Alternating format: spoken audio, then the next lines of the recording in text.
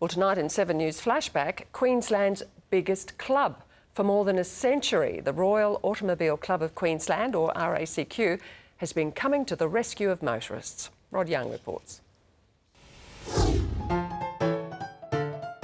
It's hard to believe, but the RACQ was formed back when there were a handful of cars on the roads. Actually, there weren't really any roads. 12 motorists that really needed a voice so that roads could be built, signage could be built. Horse owners of Brisbane weren't happy.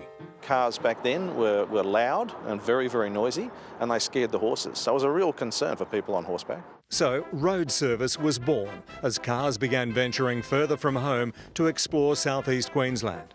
Calls came in via phone. Requests were carried by conveyor belt to the radio room. The mechanic was contacted and on his way. It stayed that way until 1987. The $250,000 Australian design system is the first like it in Queensland. Good afternoon, RACQ Breakdown Service. Telephonists enter details of breakdown calls received. Flat tyre. Where is the car now? Arndale Shopping Centre. And this happens over 5,000 times each week. Thank you.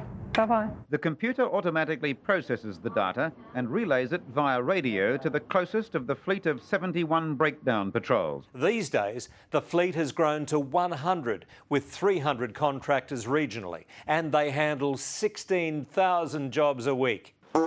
The RACQ has done a remarkable job holding on to a century of history. As you'd expect, they're all running. Oh, magic, you know, something as old, you know, that 1954 goes like a new one. Over time, the yellow colour of the vehicles has varied, but not their purpose. One of the prototypes of our very early tow trucks, one of the first tow trucks. These days, phone calls are on the decline. People are starting to use the app, and one day autonomous vehicles will summon their own help. The future indeed could be the car calling us as opposed to the member calling us. Great service.